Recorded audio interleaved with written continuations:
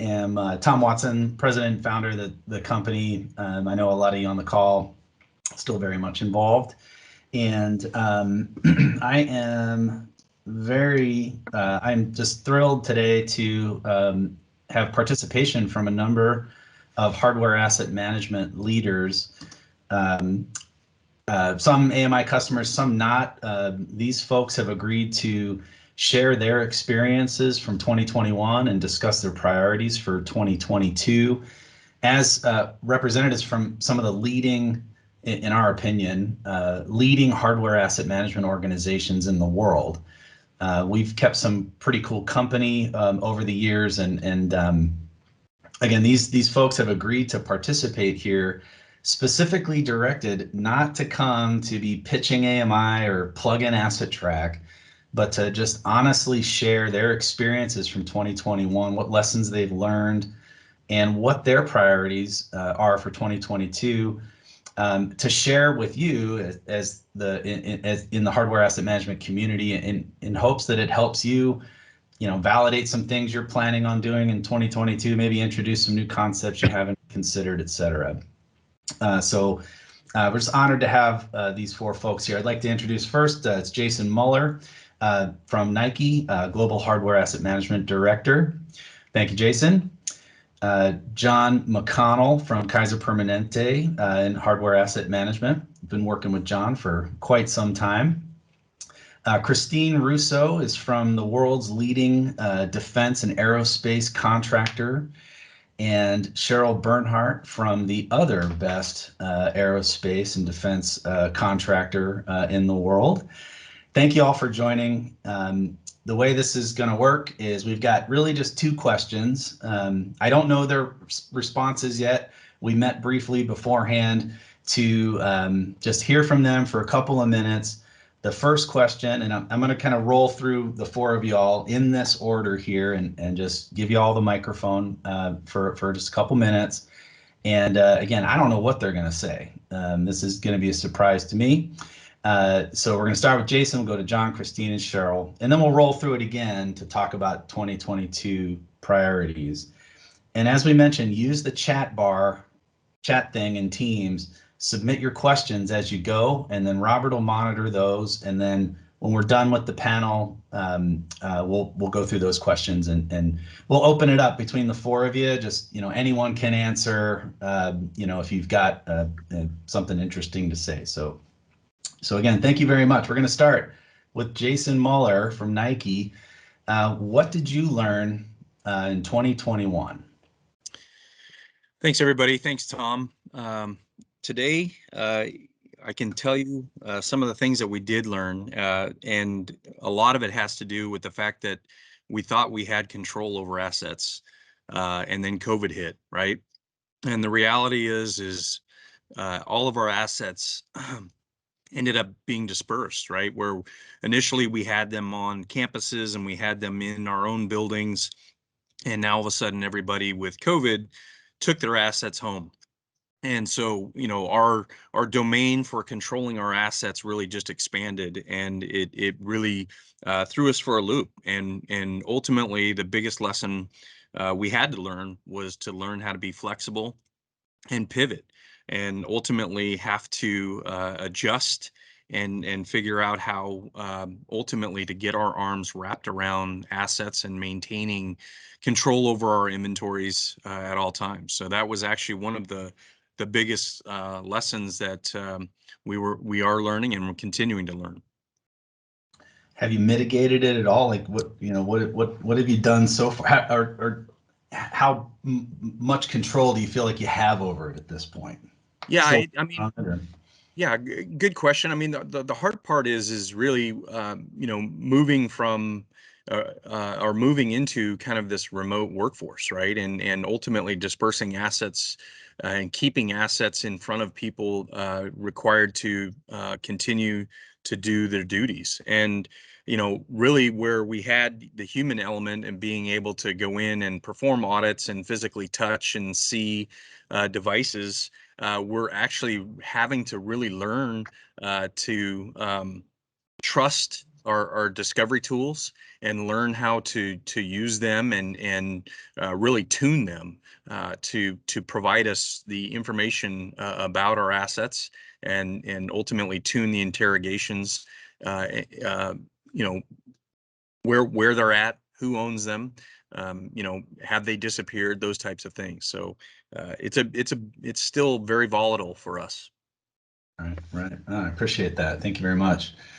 Let's move on to John McConnell from Kaiser Permanente. I can switch your spotlight. John, how was your experience 2021? What did you learn? What did your organization learn in 2021? I think you're going to see an echoed theme here, much like Jason. You know, the data tells the story, right? In our inventory tools, in our repository, in our RFID processes, all of our data tells the story.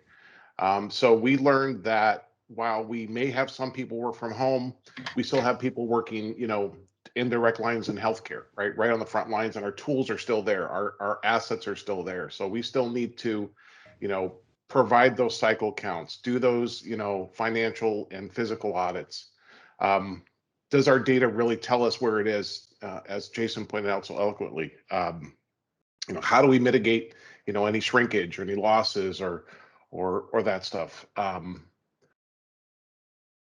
We were just really able to kind of tell a different story compared to previous years, right? Do we trust the data? We have to trust the data because that tells us, again, where our systems are at. This also led something new. Do we trust our end users to attest that they have their devices, right? That becomes another, you know, off-campus attestation activity that may not have been prevalent in the prior years. So I think we've learned a lot based on that already. Did you answer the question, like, do you trust the data? Do you trust your end user attestations, or did you learn anything about how much you can trust it? I think that's an open question that I don't have an answer to today. I don't think it's right. I don't think it's wrong. I don't think it's a yes. I don't think it's a no. I think we're still sifting through the data. Sure. Because only one part of the data tells one part of a story. So once we get it all together, we can do that. Gotcha. Yeah, I mean, of course, everyone here on this panel has perfect hardware asset management organizations. Absolutely. All the data is 100% trustworthy and accurate. Absolutely. I just meant theoretically for another organization, of course, you know, I'm trying to have a little bit of fun for. Yeah. It also depends on to your point, Tom, you know, if you've been doing this for, you know, 17 years, you know, do you know your systems and your data? The answer is yes. And if you're just starting into it, you know, makes sense to, you know, answer that question, right? Or ask the question. Right. Gotcha. So just relying on user attestation data and discovery tools, two themes that I've heard from here, and realizing that those sources need to be trusted, and if they're not trusted, then we need to shine a spotlight on those and identify why. Is so far what I've heard. And again, we didn't practice this, so I'm hearing it for the first time too. Okay, thank you very much, John. We're going to come back to you to remember, talk about 2022. Before we do that, I'd like to move to Cheryl Bernhardt. And I batted out of order. Apologies, Cheryl. I think you were last on my list. But now that I've done that, let's move on to you from the Cheryl Bernhardt. Let me get your spotlight going on here. I am a webinar expert, so you know how that is. Cheryl, thank you very much. Again, Cheryl, Director of Global Asset Management from the world's greatest defense and aerospace contractor, one of the two. What was your experience in 2021? Anything you can share from your experience? Well, I don't think that we are any different from the previous two panel members. So I think that it's funny because, like you said, we did meet yesterday. We did not compare notes, but we all came up with the same answer: is responding to this pandemic, right? And all of a sudden, like almost overnight, spotlight was on asset management. Where are our assets? How many do we have? How can we get laptops into the hands of the people that are now going home? And not just laptops, you know, peripherals and monitors and keyboards and In some cases, remote access tokens, that type of thing for people. We went from having maybe, I don't know these numbers, but 20% of our environment being telecommuters to 85%, right, overnight. And having to understand where are the assets that we can get deployed. How many loaners do we have? How many do we have in inventory? Let's unpalletize a shipment that was ready to go out and re-image those systems instead of recycling them, so that we can get them into the hands of people so that they can go home and do their work.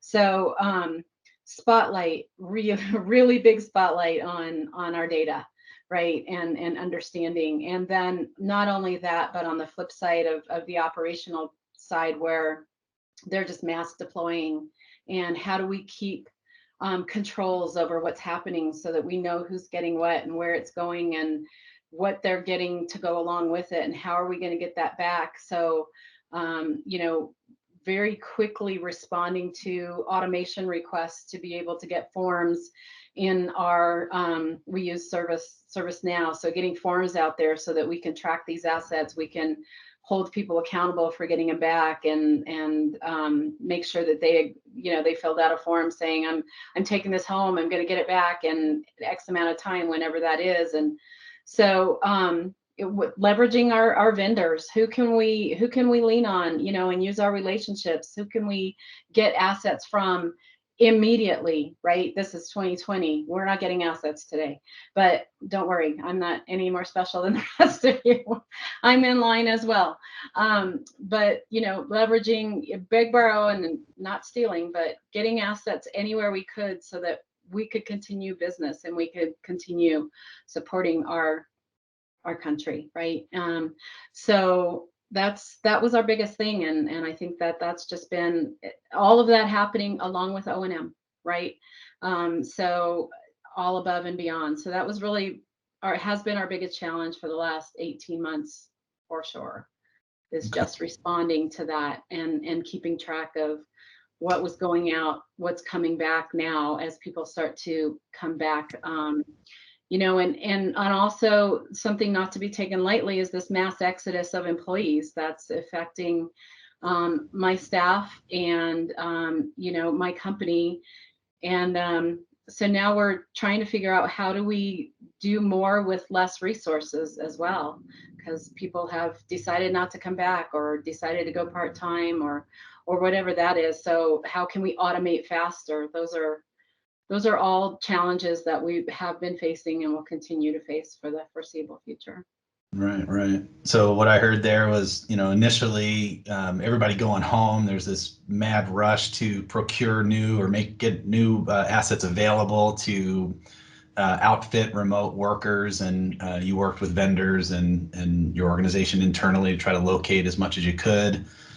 Some questions that are coming in that we'll get to in a minute are kind of talking about 2021 and the lack of availability and what you're all doing about that. So get ready, think about that. We get some questions in the chat for you in a minute.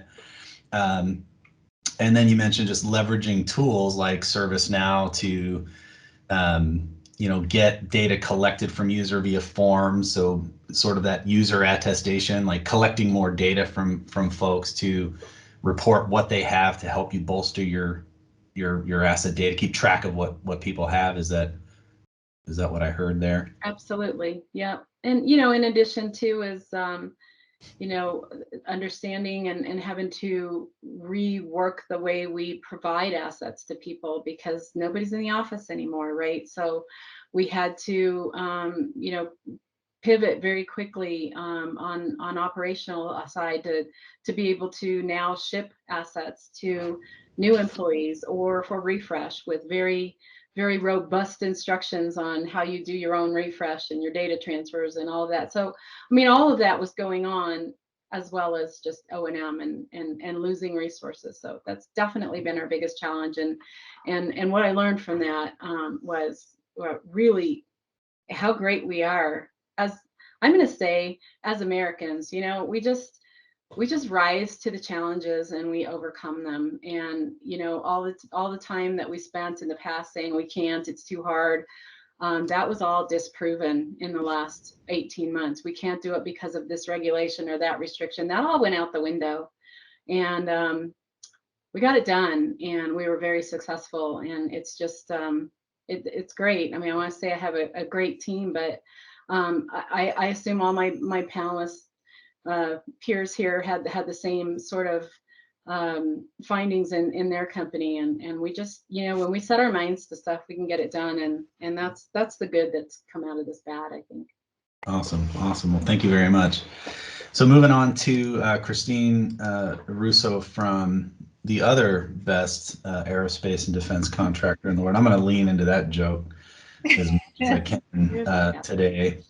But Christine, what can you add? You're going last here, so they may have already stolen your thunder, but feel free to just share if it's similar or anything different. How was your experience in 2021?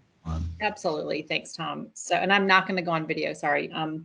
Okay. So I absolutely, everything that Jason, John, and Cheryl mentioned, we had similar experiences. I think to add to that, we also learned this year that we need to forecast our hardware needs in order to buy early, right? So with the shortages, somebody put in the chat about chip shortages, we kind of scrambled and said, okay, can we forecast our hardware needs so that we can buy now, so that in a year from now, we're not struggling with not being able to get our hardware in order to support our programs and our environment. So that was, something that has a financial impact as well as a physical inventory space impact that we had to work through as well. And then some other things this year, we, in addition to COVID and increasing our remote workforce, taking desktops home and that type of thing, we also were divesting part of our company and acquiring and integrating a new company.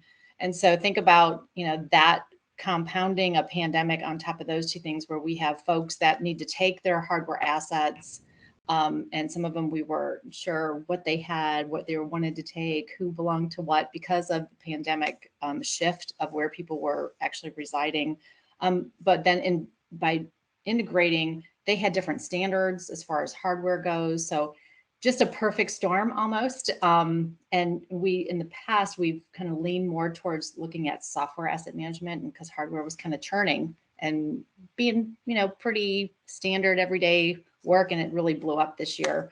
And so we really had to take a step back to look at our processes, look at our tools that we have to manage. And we absolutely have learned that our tools don't integrate well if they're not from the same publisher.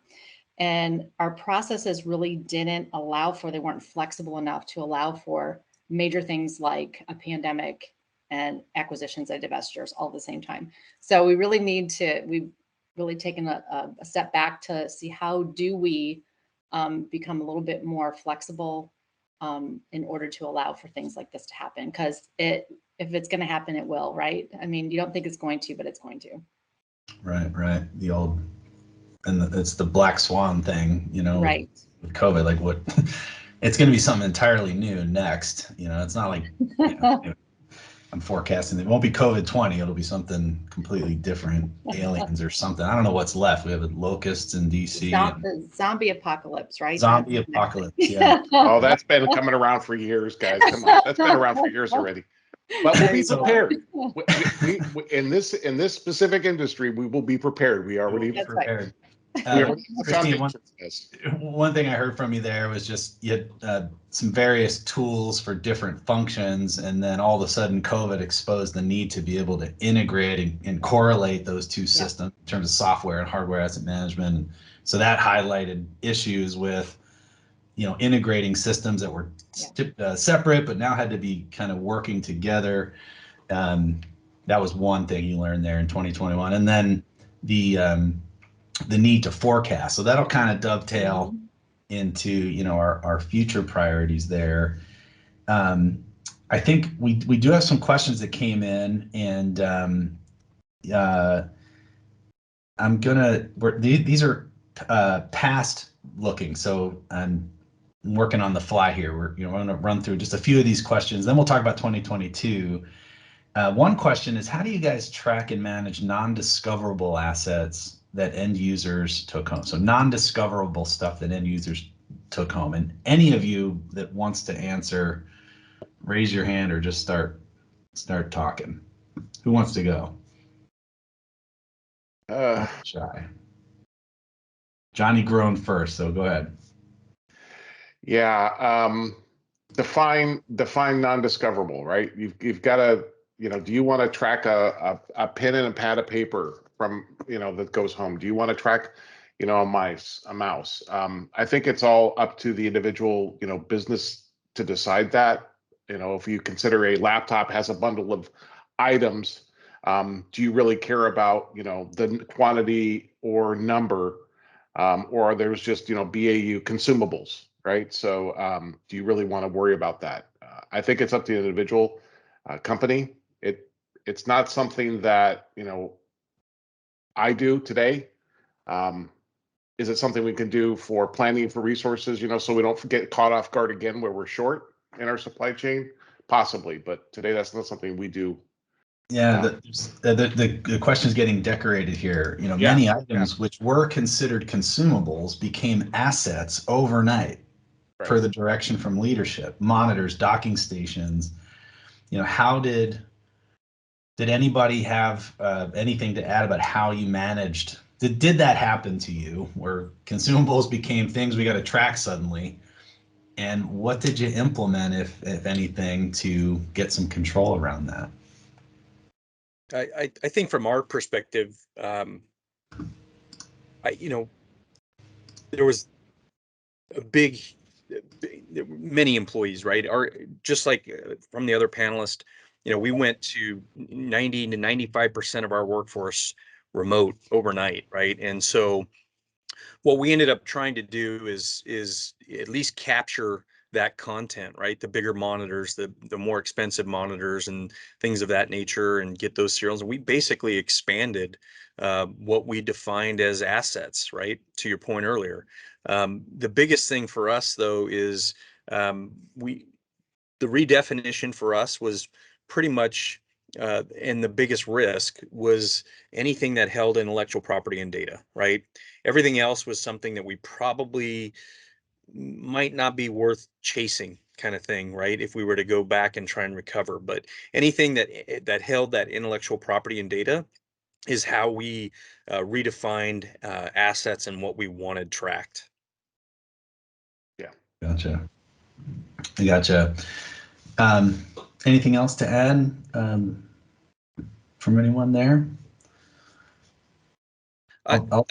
Well, sorry, let me add one more thing. I want to, there are a lot of discovery tools out there, and our organization is no different than anybody else, right? But one of the things that we did do is we started looking to other aspects for discovery, right? So we started looking to our firewalls to provide discovery and give us the feedback of what content, where it's at, and so our approach was not specifically limited to the discovery tools that we had in place, but it really opened it up to where can we leverage additional tools that are already in the enterprise that we could potentially pull data from to get a higher confidence level, to get risk factors, to get all of that around our assets. Right. At the risk of plugging AMI, which I promised I wouldn't do, but they're not going to do it, but I'm going to do it. And this is a story from last user summit. We had AIG talking about the self-certification form. And Cheryl, you kind of mentioned it, not with AMI, but with ServiceNow, of creating forms for users to collect data from remote users. And what AIG's challenge was just like you said there, the guest, Avik, pardon me. Guessing anyway. The challenge for them was all of this equipment went home, including these consumables, docking stations, monitors, cables, mice, and it wasn't so much the cost that they were worried about, but the need to replenish, because now that everybody's gone home, the assumption was everybody's going to stay at home or at least move to hybrid. And the AIG wanted to ensure that they have the equipment so that users could work at home and in the office. To what Christine was saying, they needed to forecast what they needed to purchase and replenish. So they used an end user certification function where they sent out notifications to end users, had them submit and attest to what they took home and whether they took it from the office or not. They compile that data because then they can come up with a list of how many docking stations they need to replace. So anyway, Cheryl, it sounds like you did something similar there in terms of creating ServiceNow forms to collect data from end users. Well, we weren't really collecting it in that we were tracking. I mean, we have the ability to track to see what people said that they took home to monitors or docking station, whatever. And back in 2020, obviously, that wasn't really a big deal. We've never really tracked consumables because our definition is very similar to Jason's. Is, if it has to transmit data, hold data, process data, that type of, those are things that we track. We don't track monitors and mice and keyboards because it's too expensive to do so. But and there's no risk involved with that. But things have changed this year because we can't get docs, right? And so to your point, Tom, people have two setups now. They have one at home, they have one at work. We're having to provide double the assets and the consumables than that we've had to in the past. So when people leave or people terminate or people come back into the office, now it is harder, and we are trying to track those consumables just because of today's world. You can't get that stuff. I mean, you don't have the ability to replace these things. So we have to start being a little bit more conscious of consumables than we've had to be in the past. And so that's an additional challenge we're working. But the forms asked, but they didn't really track, if that makes sense. Right. Not like we tagged everything and scanned it in with AssetTrack. We just asked them, how many monitors are you taking? Are you taking a doc? Do you still have monitors on your desk at work, and all of that, so that we understood. So right. Not formally tracking, but just kind of understanding. And then we ask people to sign, they sign a piece of paper, but virtually sign to say, this is what I took and this is what I'm responsible for. Okay. So whether we're not going to hold their feet to the fire if they don't return it, but we're hoping that it just sort of gives them more accountability, because they realize that they just kind of told us what they were doing, so they can't sneak it off. That's all. Right. Okay.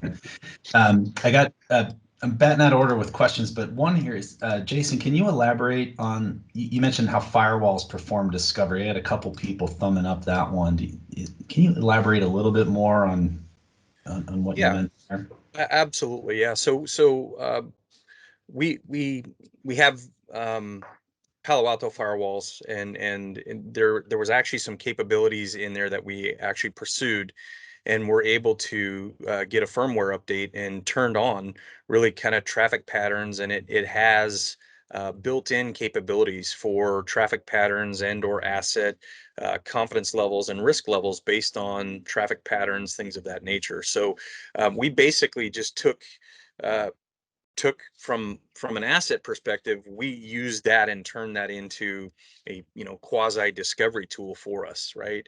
And so at that point, we have the ability to see some of those traffic patterns. We have the ability to see what's on our network, behind the VPNs, things of that nature, right? So some of those firewall systems have the capabilities, some of them don't, but it would just be determined based on the equipment your organization does have. I'll kind of build on what Jason says. He mentioned there that it's not the end all be all for discovery, but it's basically enrichment of the asset record, right, or the CMDB record, right, Jason? Would you say? That's correct. Yeah. Yeah. So those kind of intelligence, for someone that's worked with a lot of data mining and stuff like that, you can see the correlations in certain discovery systems between other systems and tie them together. So use that as an enrichment. Is probably the key to your discovery systems and your ServiceNow data, whether it be CMDB side or hardware asset management side. Jason, you mentioned Palo Alto firewalls is the brand. Correct. That Correct. you use. So some do and some don't. So interesting. Cool. I don't know if everybody can just go replace their firewalls, but if you're doing it, make sure you get ones that have intelligent information. Okay. $5 upgrade about the discovery system. Yeah, right. How did you handle chip shortages and end user computing shortages in 2021? I think, Cheryl, you kind of touched on it in terms of just working with vendors and scrambling to find inventory, but were there any, by the way, we're going to move to what's the 2022 priority. So if we're going to if that's the 22 priority, let's skip over it, but did you do anything in 2021 to react to shortages and end user computing shortages? Is that a 2022 thing? Are you asking me specifically, Tom? I felt like I'd give somebody else a chance to talk because I thought I probably covered it. It's really just, we're in line like everybody else, right? And using our vendors that we can, but we're, there's really nothing that we can do. We've halted refreshes and in most cases, we're having to give new employees used equipment, right? We have to reevaluate what's slated to go out the door because there's not a lot of that happening right now because we're reusing where we can, repairing where we can, because we've been waiting 6-8 months to get systems in, right? And in the case of me, I did get a refreshed laptop this year, but a dock didn't come with it. So I had to go all wireless with a lot of my peripherals and that type of thing. But so I think we're just kind of making do until that's all we really can do is using, again, it comes back to data integrity. Where do we have some assets? Where do we have waste? Who's not using things that are deployed to them? Use our discovery tools to find out what the utilization looks like and get things back if people aren't using them, that type of thing. We just having to kind of just tighten our belts and look at our inventory. So. Okay, thank you. And just to try to keep things moving, I think we answered this question. How does the ITAM scope change during the pandemic? If so, how's it changed? Do you think it'll be permanent? We've already talked about asset classes, things needing to be tracked, docs and things that weren't tracked before. Now we got to track them. We discussed that there will be a permanent change, at least a hybrid. Do you all agree that the shift in the workforce? Everybody's nodding there. Anything to add to that we didn't cover already? Yeah, I'll weigh in a little bit. Gregory had a great question. The reality is where we had established refresh schedules, all of that type of has completely changed, right? Even with chip shortages, things of that nature. And so not that we weren't going to be looking at changing and ultimately learning from the data, but where we would have, for example, 3-year refresh schedules on laptops and things of that nature.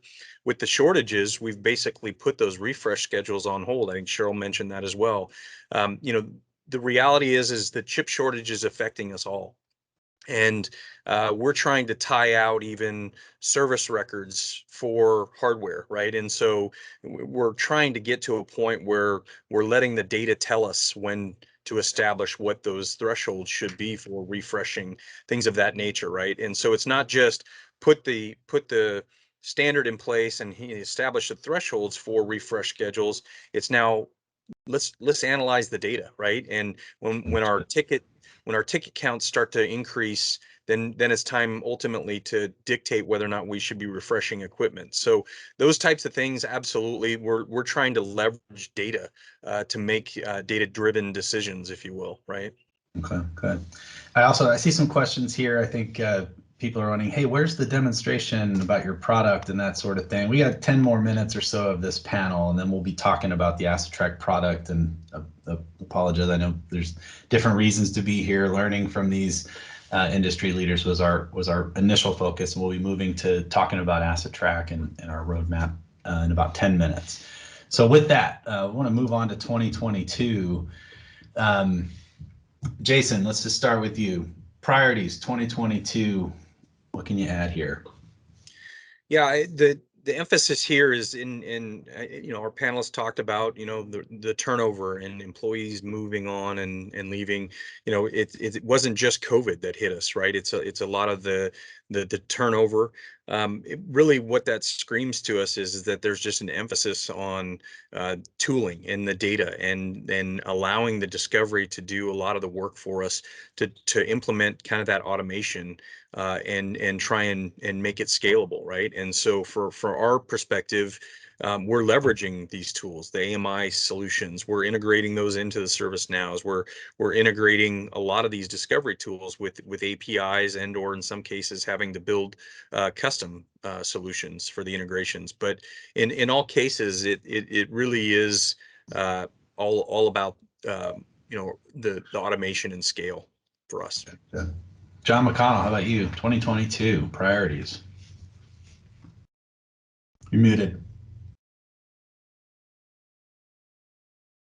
I'm sure we'll all glom on together. So I echo with some of what Jason says. I think, our objectives also is the integration, various points from discovery to other tools, so AssetTrack, ServiceNow, all that fun integration, and automate as much as possible from onboarding and offboarding processes to inventory, discovery, attestation, and not only on top of that, but refine our current processes and revisit them. Can we look for improvement, get our soft savings and hard savings from physical inventory or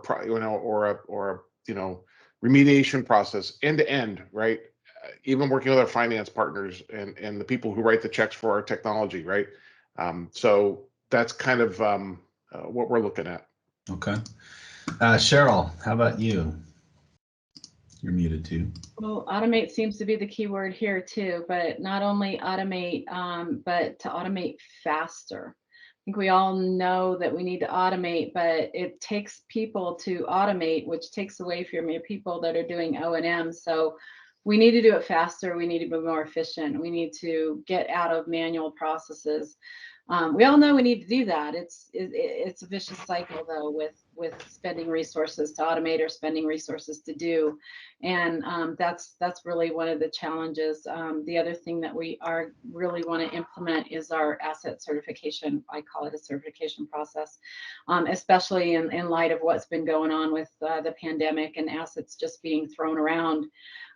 We need to validate what's out there. We need to validate our records. And I really want to instill a sense of accountability in the end user community so that they understand that that laptop is not theirs, that monitor is not theirs. And so that's kind of a twofold reasoning to start with an annual certification next year. And then one of the other things we want to do is make sure that all of our data centers are RFID tagged. We've implemented that in one of our business areas. We wanted to get that going in all of the business areas so that auditing and controls are just much faster with the solutions that we have in place. Awesome. Thank you. Okay, round it out here for us, Christine. Anything you want to add? Yep, I'll say one word and then a couple words after. All things digital. Support digital transform. That is our mantra for 2022. And from a hardware perspective, because I do have, Tom, I think I'm software asset management as well for the company, but it's Echo, automate data capture, automate all of our data integration, improve our data quality, and achieve real-time data updates. So at any given time, I know where my assets are in any spot of the life cycle. I can tell you if it's ready to be disposed or if it's being deployed and if it's on the user's desk. So lofty priorities, but we'll get there. Right. All right. Okay, great. I got one more question from the group, and then I promise we'll move on here. Are any of y'all big companies, I translated to y'all, going for agent client discovery model instead of the self-discovery? And by self-discovery, I assume the self-certification. As many end users and devices are turned off after office hours, they don't get discovered or updated frequently. Is anyone implementing agent client discovery? So discovery happens 24/7. Period. It could happen, depending on how you build your systems. It could happen when your client connects via, secure token, right? Discovery can happen then. If you're tracking, non-discoverable assets, there are some tools that discover, your monitors that are attached. So there's other ways to do that, but you can't rely solely on discovery, nor can you rely solely, in my opinion, on end user attestation, right? So I think the combination of the people, the process, and the technology makes your discovery more reliable and your data more enriched. There's my 2 cents. All right, great. Does anybody want to add anything else before we wrap up? Yeah, I think it's, for us, we do both, right? We do agent discovery and we do the self-discovery as well. But the other thing that we've introduced is RFID technology into our assets, right? And so that our access points have RFID read capabilities so that there doesn't have to be power on the device any longer, right? So we have yet another discovery tool, if you will, to find these devices and tell us where they're at. So Right. Awesome. All right. Well, in the interest of moving on, I can't say enough how honored we are to have the 4 of you here. It's a pleasure to know each one of you, and just you guys coming in here and gals coming in here to share your experience to the community is super valuable, we hope, and we hope we're helping make connections within the industry here. But so thank you very much again, Jason, John, Christine, and Cheryl. You guys are awesome. And just thank you so much for participating today. Pleasure to be here and participate. Thank you. Awesome. Thank you. Thank you. Okay, so we're going to move on. For those of you that were more interested in software than lessons from 2021, 2022, we're going to move on and start talking about the AssetTrack product. We want to introduce Jeff Abate, Director of Customer Success. Jeff joined the company in 2021, in May, I think. May 1. And Jeff has just been kicking butt. He has elevated our service delivery. He's been working with most of our accounts and just really helping them get real value out of the software. We make cool software and all, but it doesn't do anything if it's not integrated well into the customer's environment and users are properly trained. And Jeff comes with a wealth of experience as a ServiceNow hardware asset manager and other things, and also as a solution consultant for a ServiceNow software company. So we have really benefited quite a bit by adding Jeff to the team. I want to give him a few minutes to talk about some of his success stories implementing AssetTrack. He'll be talking about features and things that we've implemented. So this will start our focus on the AssetTrack product. So with that, Jeff. Well, thanks, Tom. That was a great introduction. I do appreciate it. Like Tom said, my name is Jeff Abate, and I'm the Director of Customer Success here at AMI. Seriously, my job is awesome. Just like the way that AssetTrack can manage the entire life cycle of your assets, I'm responsible for managing your success in the asset management space for the entirety of your relationship with AMI. So for potential new customers, I'm there. I provide you with your initial demo of our product. I'm there to help you build out your requirements. I'll be on your requirements gathering sessions. I'll even be the scribe and document everything that is easily translated into the actual AssetTrack forms in your environment. I'm there for the implementation, and I'm there for the warm handoff when we move from the delivery team to the operations team and you go steady state, and I'm going to be managing that team as well. So like I said, I'm there for the whole life cycle. For current customers, I'm responsible for hosting your quarterly business service reviews. I'll be there to introduce new technologies and new capabilities that are available in AssetTrack, and for any kind of general an invigorating consulting call if you ever want to talk to somebody with an ad hoc recommendation about how to handle anything that's ITSM related. So to summarize my job, I'm here to make you happy. It doesn't really get any better than that. So I've been working in the IT space for over 30 years. Many of those years were as asset managers. Many more were focusing on ITSM. Internally, I've been an asset manager for companies like Sears Holdings and American Axle. And then as a consultant, I've done IT, clinical, facility asset management implementations with a company called Nuvolo. So enough about me. Let's talk about what we're doing here at AMI. In 2021, we've had some exciting stories that have come about based on different projects that we've been working on. Currently, I'm working with a healthcare company that acquired a similar healthcare organization. So AMI was hired to implement AssetTrack to handle all their auditing capabilities of the purchased company.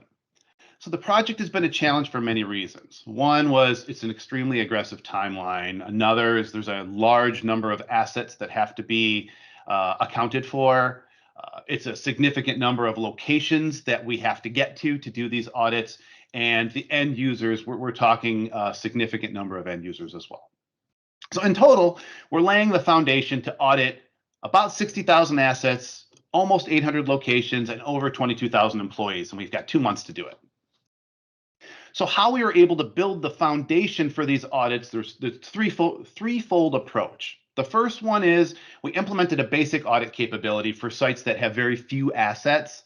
It allowed the auditors to get in, grab their small list of assets through the AssetTrack application, scan everything that's in scope, and upload the data into ServiceNow. Singular, simple, quick, get it done. The second type of audit we implemented, we created about 500, I think it's maybe up to 600 now, advanced audits for the larger sites, the ones that require multiple auditors or multiple days to complete the audit.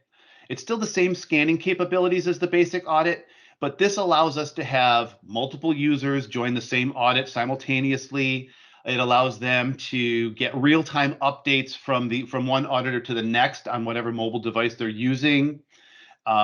And it allows them to take breaks. It's not like a singular audit, upload the data and you're done. You can go back and forth. You can log out, go to lunch, come back, complete your audit.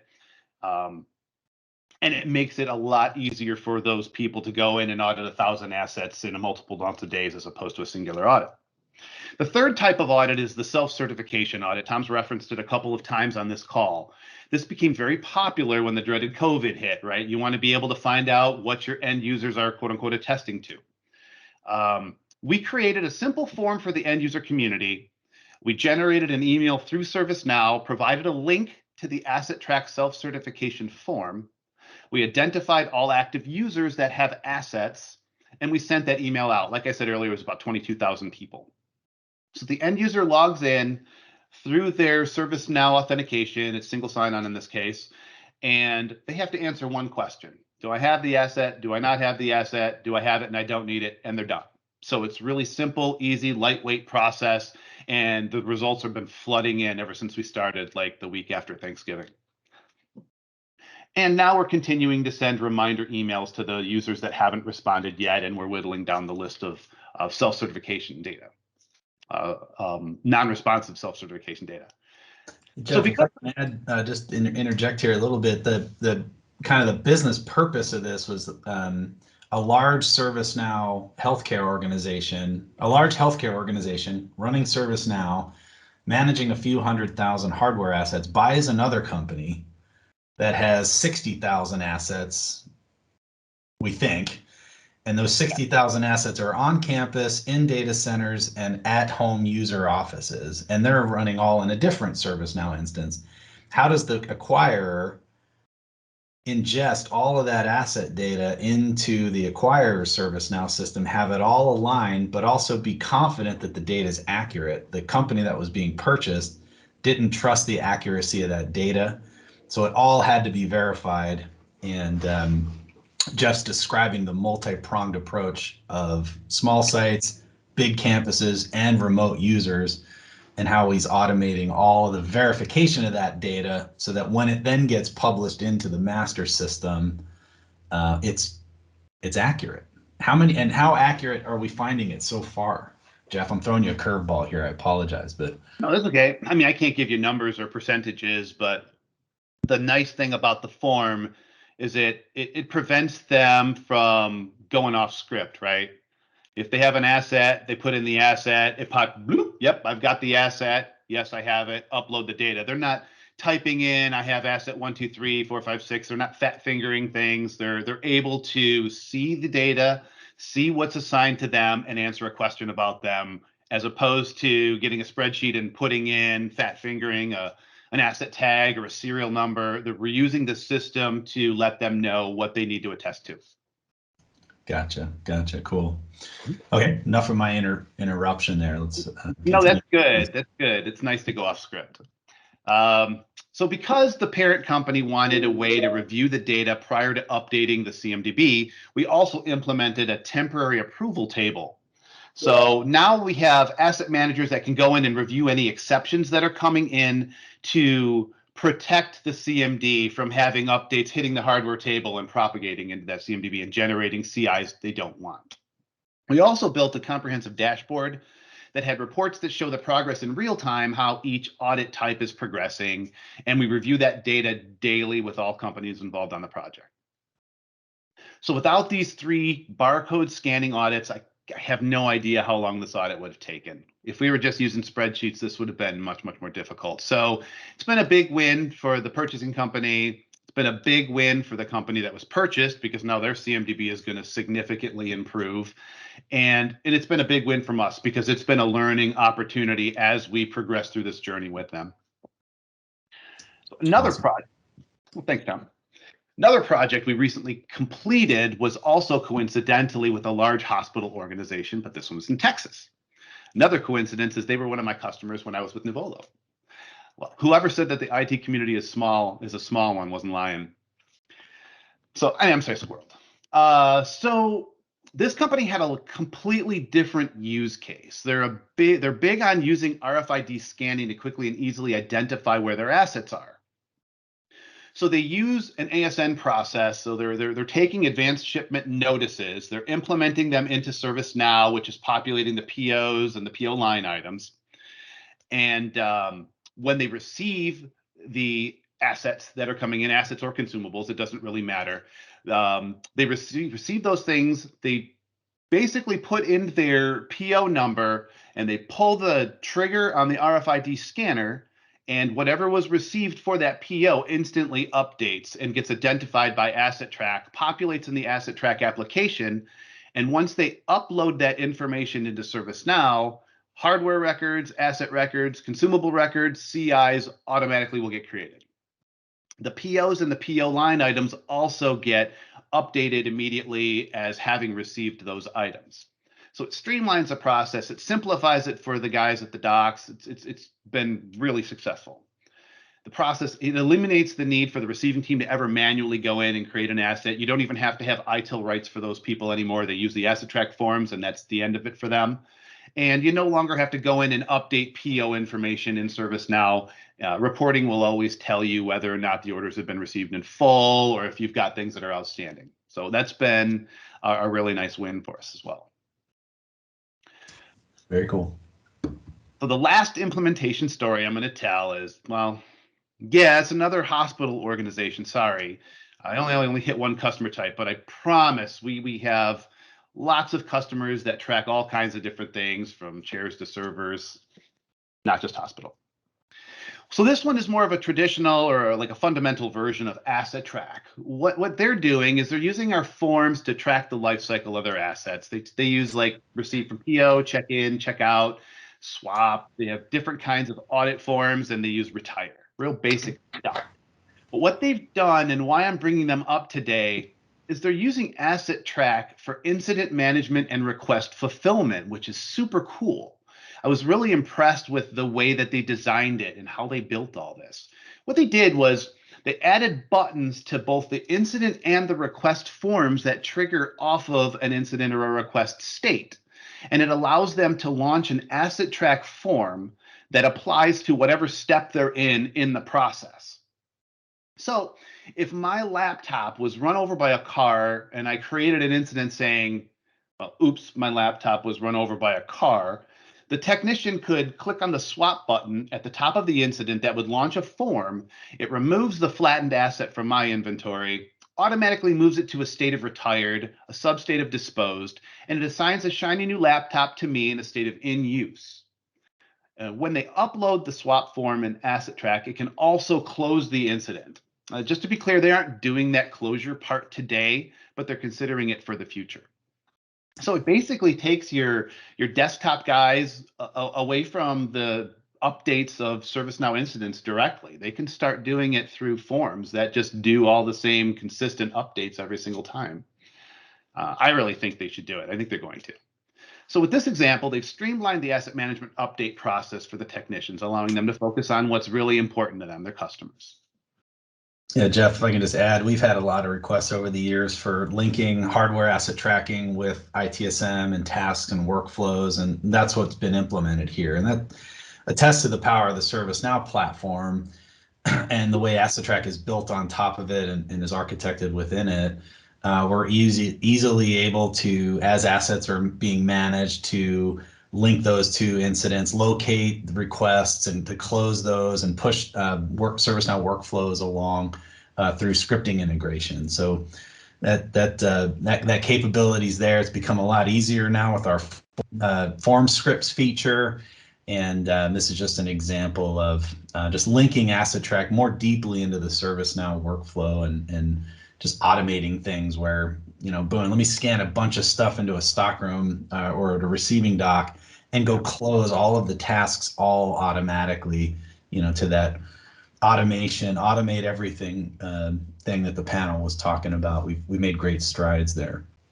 Yeah, exactly. Thanks, Tom. So another little fun tidbit I wanted to share with you guys today was a new benefit we kind of stumbled upon in one of our quarterly business reviews with a financial institution. It was not a hospital, I promise. So what we realized is that our new life cycle history table, while it's already excellent at providing timing between states and sub-state changes on an asset, we realized it was a great place for us to also start taking advantage of like an SCCM-like integration. For them, they're using SCCM. And what we're going to do, and what we started doing on this table, was we're creating an insert onto that hardware, that lifecycle history table, anytime a new user logs onto an asset.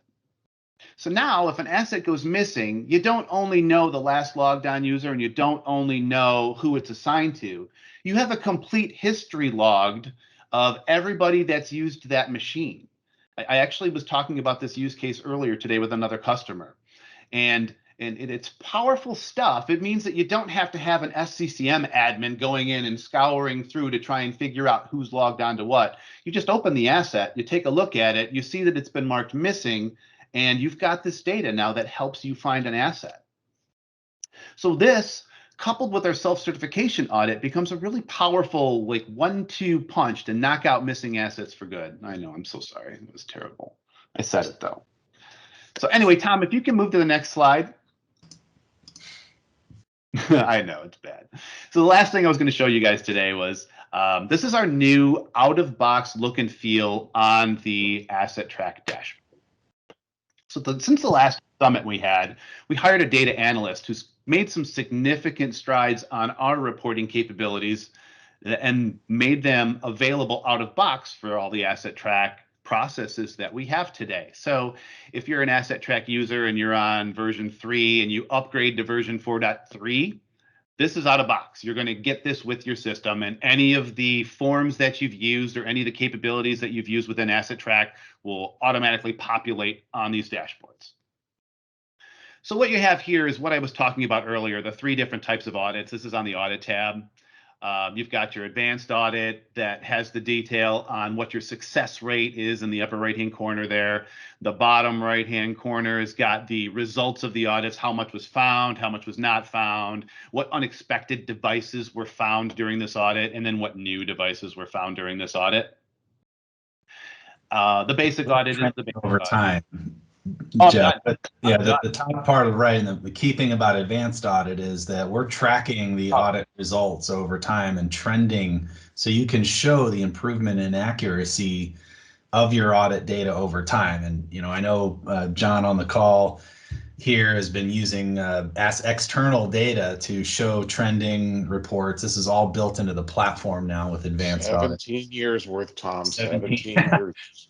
Yeah, so we got that all. Anyway, I just wanted to call out that trending report because now you can show, hey, our data center average accuracy has declined, and we've made changes to people, process, and technology, and you can show the improvement over time, which can really build confidence in the ServiceNow asset data. Yeah, we've got one customer that's using this dashboard. Oh, sorry, Tom. We've got one customer that's using this same report to incent their auditors to to be successful. And what they're doing is if they hit a certain threshold on this report, then they get to go from a monthly audit to a quarterly audit. And if they hit the 95% on this report, then they get to go to semi-annually. But until then, they have to do it every month. And they were even threatened with weekly if they didn't get those numbers up. So we got a whole team of people that are continually watching this dashboard every time they complete an advanced audit. It's kind of fun. So just to finish up, we've got the different tabs in here. This is just all the capabilities that are available within AssetTrack. You've got your history tab. Consumable management has become really popular this year. Our hardware asset management core stuff that we do, and then the AssetTrack usage. That's a big one for a lot of our customers to make sure that the forms are being used and people aren't manually putting data into ServiceNow any longer. Cool. So, okay, thank you guys for putting up with me. I'm going to end the torture now. I'll turn it back to Tom. Let him talk about the ServiceNow roadmap. So thanks to everybody for listening and being here today. I appreciate you. Hey, thanks, Tom, Jeff. There's a couple questions that can be Yep. answered. Yeah, I saw that. So Mallory, I appreciate it. Is self-certification something that can be leveraged in the CA ITSM tool? Not yet, but that's foreshadowing what Eric's going to talk about after me with our evolution of the AssetTrack product, the AssetTrack cloud product, or the evolution of AssetTrack server that integrates with CA. So it will be, it ain't there yet. So, but I'm going to answer your question in a bit there, even though I already did. But we'll talk more about it. John, you mentioned the comment here, allows for the reclamation. When we do self-certification and a user reports, I don't have this asset, or, what are you talking about? I ain't got this thing. It's very simple to create SC tasks that link to that CI to assign to an asset management group to go resolve those.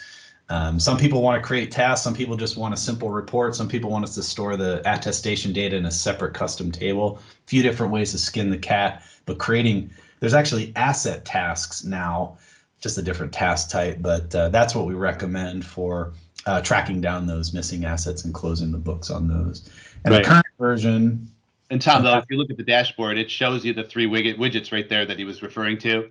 The missing assets, the returnable assets. So you just click on those, and now you've got your full list of anything that's missing that needs to be investigated. Totally, and just we do recommend creating those asset tasks as well, because you can assign those to groups and make sure that those get closed out. Sure. Okay, so I'm going to talk a little bit about new features that are here and coming very soon. The current version, somebody asked, John asked here, is AssetTrack for Service 4.2, but 4.3 is coming. We're just final testing it, so it should be here by the end of the year. And what that's going to add is consumable transfer and consume. So we added with 4.2 the ability to do consumable management to a degree. And the immediate feedback was, yeah, that's cool, but so we added the but part we added the but to 4.3, and that didn't come out right. But what AssetTrack 4.3 is going to have is what we currently have in 4.2, which is the ability to audit consumable and to increment and decrement quantities. So you can go into a stockroom of 4.2, you can scan a bin, you can physically count and specify the actual number, and AssetTrack will correct the consumable quantity and produce a delta report. So that's great for going into your stockroom, putting barcodes on each bin and enabling a monthly audit, quarterly audit to true up the consumable inventory counts.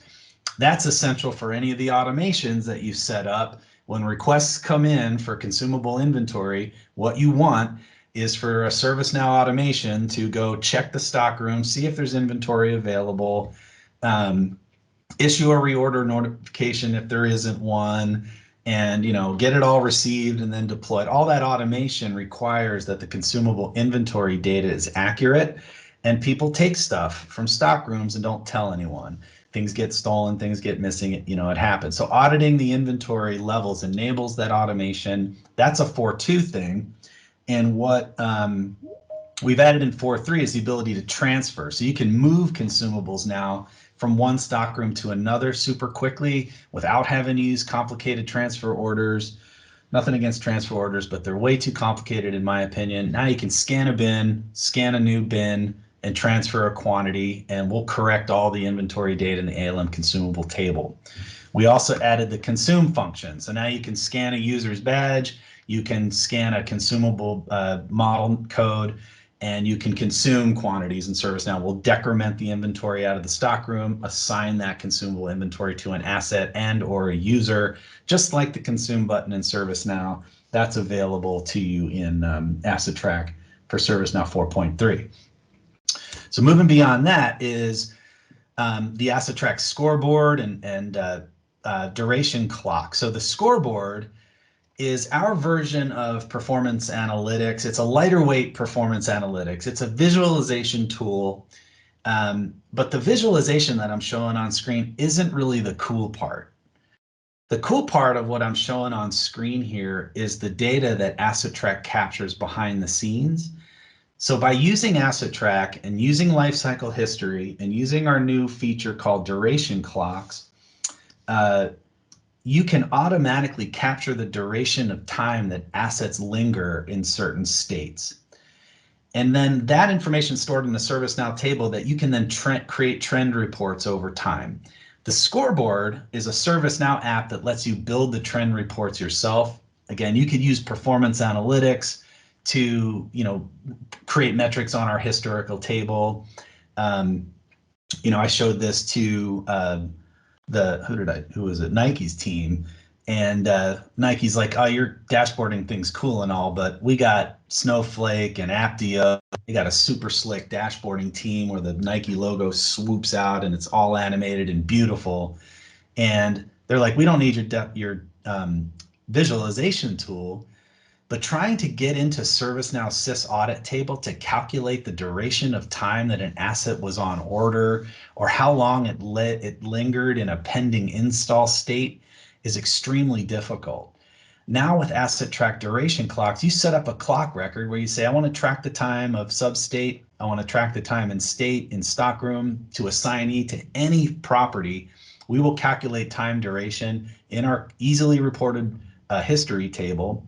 And then with the scoreboard, we're surfacing just out of box some of those key metrics that we have learned really help asset managers improve the value that they offer to their business. Just examples here, this is an SLA compliance with a 21-day delivery time. What percentage of our assets were delivered month by month within 21 days? What's our PAR level? What's our critical action level? And you can see that we violated, our vendor violated that SLA in January, improved, COVID hit, things happened, but we changed vendors and we've solved that problem. This is how you can show improvement to processes and people and technology over time and demonstrate to your leadership that our vendors are sufficiently delivering equipment effectively. And then, there's chip shortages, supply chains, all of a sudden this SLA gets hammered. You have that data. It doesn't mean you can do anything about it. It means that you're highlighting and proactively noting that and being able to measure performance over time. This one over here is a dwell time in stock. Assets that are sitting in stock are not providing value to the business. You set your stock dwell time SLA, and this is showing compliance on a month-by-month basis. How many of our new assets that are procured lingered in stock less than 60 days? This is just an example of the type of way you can use duration information to not just ensure that you have accurate data, but how well the organization is processing equipment. And it can help with some of the things that Cheryl was talking about, or Christine was talking about forecasting the future. If you can track your stock dwell time over time, correlate that to your service delivery times, you may be able to adjust your stock levels, or you may be able to see trends that show that our stock dwell time is decreasing over time. We need to really look at that because that may be causing us a problem as we project delivery time issues. So anyway, we're super excited about the scoreboard, but mostly about the duration clocks and the metrics. We're also, and this is available in the product today, the duration clocks is available in 4.3. We have already got the history table used to support this, and we're very excited about it. Another feature that we're prototyping now is what we call usage rules. This is not in 4.3, it'll be coming soon. The problem here was how do we know we have the appropriate number of deployed assets based on our target usages? So the example here is a major logistics company that has tracking equipment. So they use scanners to do their logistics and to route packages, to appropriate distribution channels. And they've identified that their optimal levels are certain volumes of these scanners based on their projected utilization. AssetTrack with usage rules, you'll be able to set up rules for target stock levels, target usage levels, target quantities of certain model categories or models based on your projected usage. You'll create those usage rules, and then AssetTrack will report on discrepancies. So this is an example of an optimal stock level based on rules set up by the asset management team, and it's showing your discrepancies here. We can see that this stock room is overstocked. We can see which ones are understocked. That can start to give us insight of where we could transfer and maybe balance our assets. If we're forecasting a supply chain problem, where do we have things that are not going used that we could redistribute? So this usage rule feature is something that we're going to be developing and releasing here soon. And I look forward to you have more questions about that. Feel free to reach out to me. I'm happy to talk to you about it. I'd love to learn from you different utilization rules that you may be interested in tracking. And just this isn't that big of a deal, but we're staying pretty close with ServiceNow. They've got their new Polaris UI. We've already had pre-release testing with that. AMI is ServiceNow reached out to us because we are one of the most heavily used downloaded apps from the ServiceNow store. They wanted to make sure that their new Polaris UI that's coming in San Diego works acceptably, that doesn't break our stuff, so it doesn't hurt our customers. And it does. We work just fine with it. And so we're just staying lockstep with ServiceNow into their roadmap and are even getting, like I said, pre-release because of our popularity in the store. So John, I'm going to dig into your question later. We're running a little bit behind. I want to move on to Eric Marlin, and I keep doing that. I used to have a guy named Mashlin here, Eric Mashlin, and now I keep calling Marlin Mashlin. I'm going to stop doing that. So with that, we're going to get out of the ServiceNow world and start talking about the future. I'm extremely excited to bring Eric on. Eric is he comes well recommended by trusted advisors, has been he's actually, we call him the rocket scientist because he actually worked for NASA as a software developer. So he's got the super software geek creds, and he's also been in the ITSM space. So it's kind of this weird unicorn. He's actually a nice guy too, who I can communicate with. So he's a software developer who speaks English, who knows how to code like a badass, and can, yep, I did just say that, and knows the ITSM space very well. And what Eric's here to talk about is the future as we move beyond ServiceNow. And Mallory, to your question here, we're going to talk about the evolution of our AssetTrack server product, which we're moving to the cloud. And I wanted Eric to get a chance here to talk a little bit about that. Eric, thank you very much. Thanks, Tom. The introduction was fantastic. I hope I live up to that. Everyone, please understand, I'm a zeros and ones kind of guy. Public speaking's not my forte. I'm going to struggle through this. We'll get through it together. But I'm super excited to be at AMI.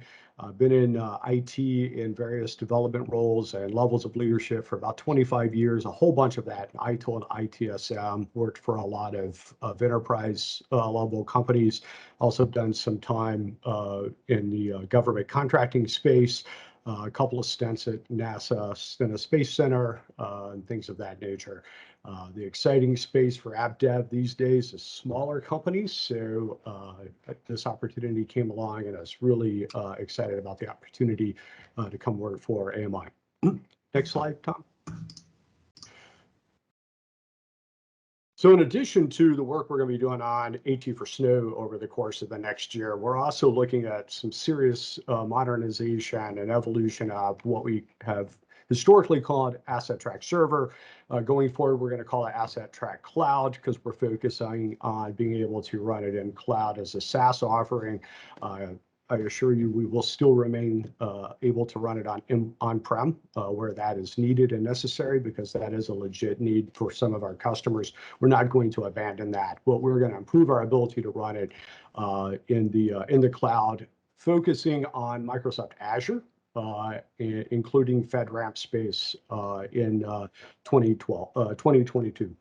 One of the key things that we've got to do is historically the admin interface for AssetTrack Server was a Windows desktop application. I think Tom wrote part of it. No offense, Tom. But we've got to modernize that. We've got to make that web enabled and implement some new UI concepts along the way. So we're going to be doing that. We're also going to be bringing some of those concepts into the AT for Snow client, because one of the things we really want to focus on is our ability to run offline. We have some ability to do that today, but we want to improve it. There are customers that have secure locations. They're not on Wi-Fi, and they need to be able to go in and leverage asset tracking products without real-time access to the network. And we're going to improve our ability to respond to that need, in particular, like being able to launch offline and things of that nature. So that's some things that we're going to be working on. Integration framework. We've got a number of quality good integrations that exist today. None of those are going to go away. We'll retain all of the legacy capabilities that we have, but we want to focus on a framework that allows us to more rapidly do integrations in the future. Some of the things product-wise that we know we want to integrate with, Atlassian, Flexera, some tools like that so we can expand into those asset platforms as well. We also have a lot of customers that have homegrown things that we need to integrate with that may be REST-based. We still run into some legacy SOAP interfaces that we need to integrate with. Sometimes we need to talk directly to other databases. So we're going to focus on a framework that gives us the ability to do that and create implementations that are either product specific or custom where necessary. Reporting capabilities for AssetTrack Server historically been not the best. Okay. We're going to improve on that, but we didn't even call it reporting in the product. We called it save searches because we weren't even confident enough to call it reporting. It's cool. Yeah, it's not reporting by any means, gentlemen. Not reporting by any means. And you still use it, John. I'm just saying. All right. Anyway, that's fine. It's not reporting, but go on, Eric. Talk about our new reporting. So inside of AssetTrack Cloud, we're not going to try to recreate reporting environments. We're going to have some limited ability to do some things so we can implement cool stuff like the AssetTrack dashboard, like the AT for Snow product has. So there are going to be some level of widgets and some charting capabilities that we're going to be putting into the tool. But most importantly, we're going to focus on being able to integrate with existing enterprise level reporting tools. Things like Tableau, Power BI, there's a long list of them out there. A lot of them support OData.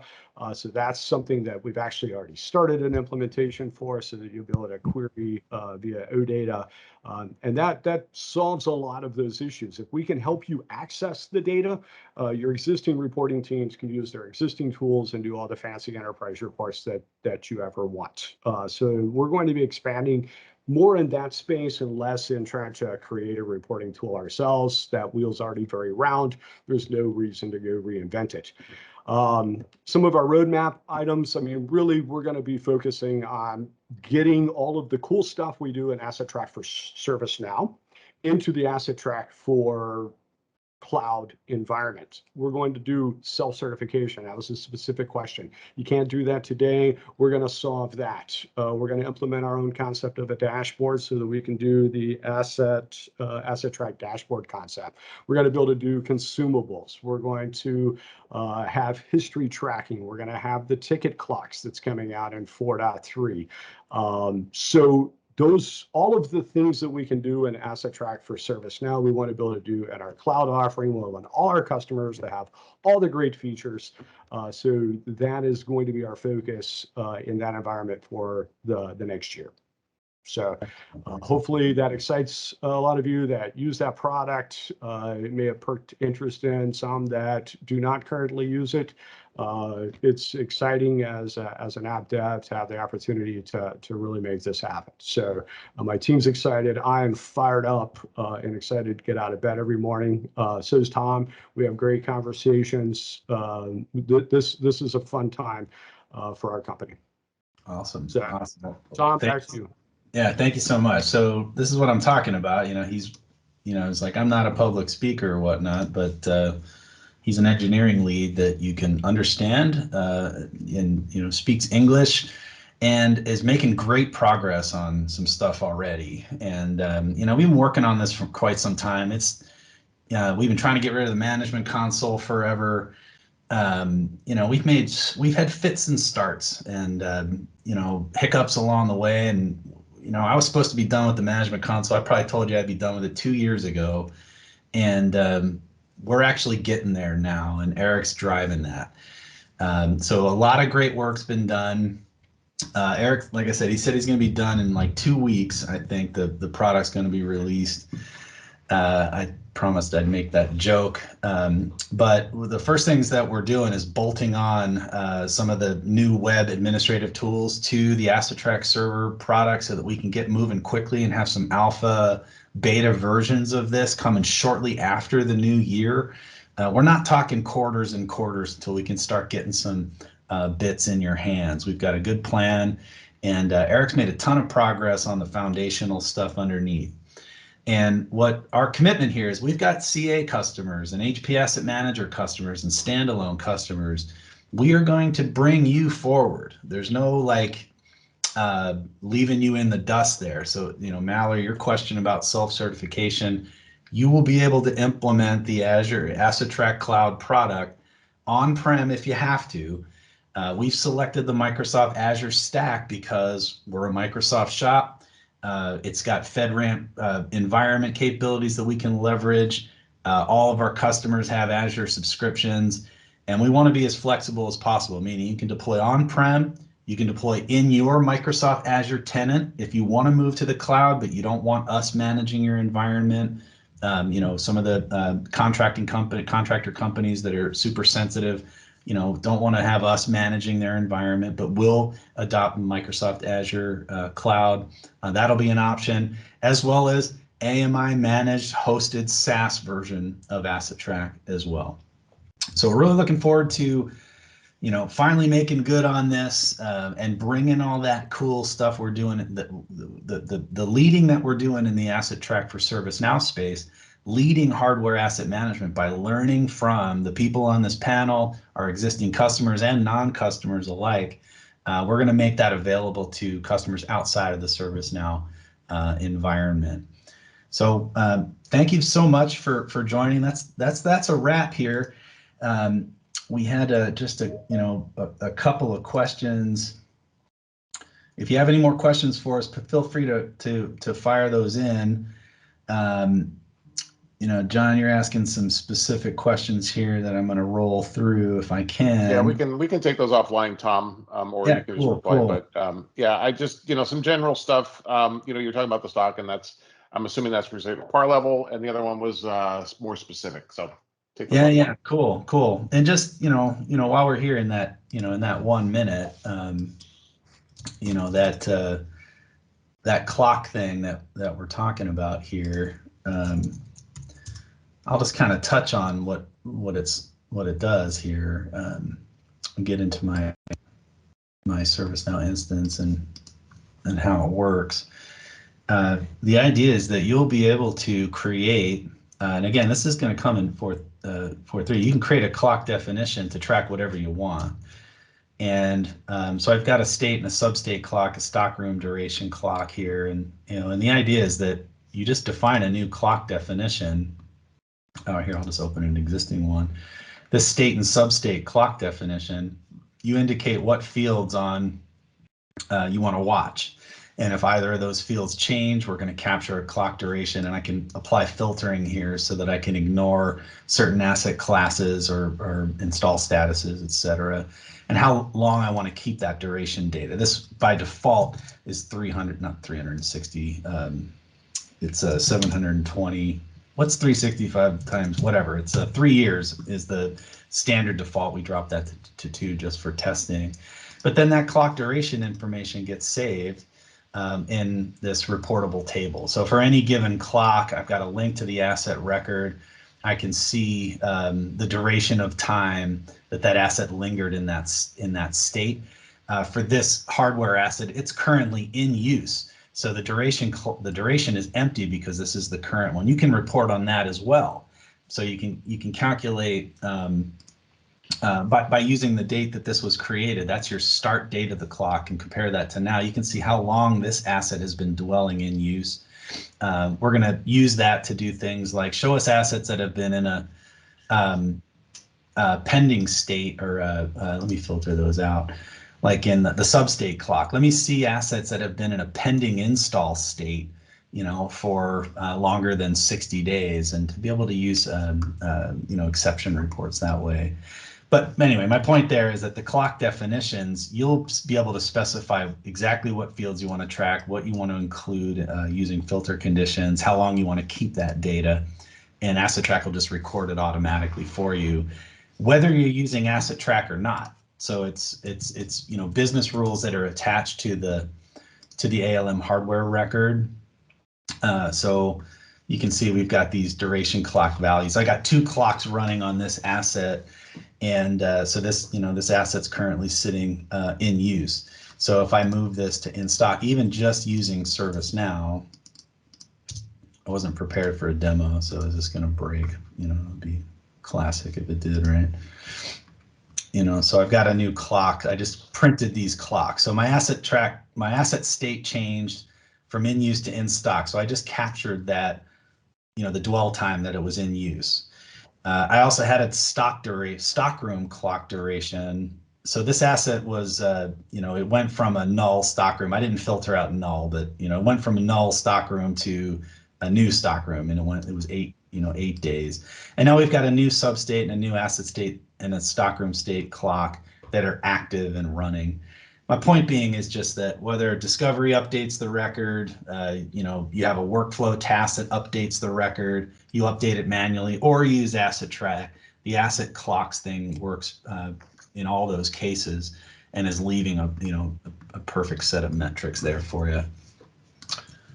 So anyway, pretty excited about that. And that kind of goes hand in hand with our history data that I'm on the wrong instance. I'm going to stop doing an ad hoc demo now and just get out of here quit while I'm ahead. Thank you so much, everybody, for joining here. There are, I did have there is a question here about, is there integration capabilities with Snow? And I assume, do you mean Snow software? Sometimes we say Snow, meaning ServiceNow, but you mean Snow software. If that's the case, then yes. And what Eric was saying here is our integration capability. We don't have yet a Snow integration. But what AssetTrack Server has today is the importer and publishing framework that's been used to integrate with CA Asset Portfolio Management, HP Asset Manager, file systems, Remedyforce via web services. We have the framework today to build an integration with Snow, the Snow software asset management tool. We haven't done it, is my point, but we can. And the AssetTrack Cloud product is going to enhance this framework so that we could do it or third parties can do it more easily. But just so you know, our AssetTrack Server product, we had a customer integrate it with BMC Remedyforce without us doing it. We provided some guidance and some training, but the AssetTrack Server product today can integrate with anything. We're just going to make it a lot easier so we can do things like Delta imports and have imports from multiple systems, have multiple jobs scheduled that can import, POs from SAP and locations from a facility system and assets from a CMDB tool, bring those all in kind of together and correlate them. We can do all that with AssetTrack Server. It's just a little more of a headache than we want it to be, and we've got great ideas for how we're going to improve that integration tool. So we can integrate with Snow software is what I'm saying. We've got to do the work, and we're going to make that even easier so you can do the work. Is the one of the main goals of AssetTrack Cloud. We're going to call it something else, by the way. That's our code name, for it now. So you'll see here soon. All right, John, I'll get into you. When does that clock calculation happen? What's the overall system impact? And you have 1 million assets. It happens as a business rule. So on each individual asset, when the asset is updated. So, if you update 1 million assets and you change a field that is clocked, we're going to run that calculation 1 million times, but you're not going to update you're not going to update 1 million assets. We don't run it as a job that runs every night that hammers the system. It happens as a business rule. We could easily re-architect that as well, but yeah, I mean, our typical is about 30,000 records a day, transactions a day for the assets. So I was just looking at that. We could talk about the architecture later. Sure. It's not super difficult calculation, but okay. Anyway, I digress. I just want to throw up Dean. He wasn't on the call here today, but just introducing Dean. If you're interested in any of the products, of course, you want to learn more, Dean's a great resource for you. You can always reach out to any of us, but wanted to get Dean's information up here as a last minute sales plug and before we sign off. Thank you so much, everybody, all the panelists that's still on the call. Thank you so much again. Thank you, everybody that's joining. We will share this recording out. And anytime you want a private demo or anything, you know how to reach us. We are at amitracks.com. Happy Wednesday, y'all. Take care.